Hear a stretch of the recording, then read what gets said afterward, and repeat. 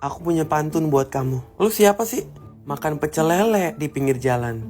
Makannya ditemenin kamu. Aku kenceng. Blok lu. Oh, blok. Itu bukan pantun ya. Ada lagi. Udah lu diem, anjing. Diem. Bu, nggak mas, maaf, saya udah punya suami. Jangan pantun-pantunin saya. Nggak, maksud saya jangan terlalu ngangkang gitu, bu. Bawa amisnya sampai sini.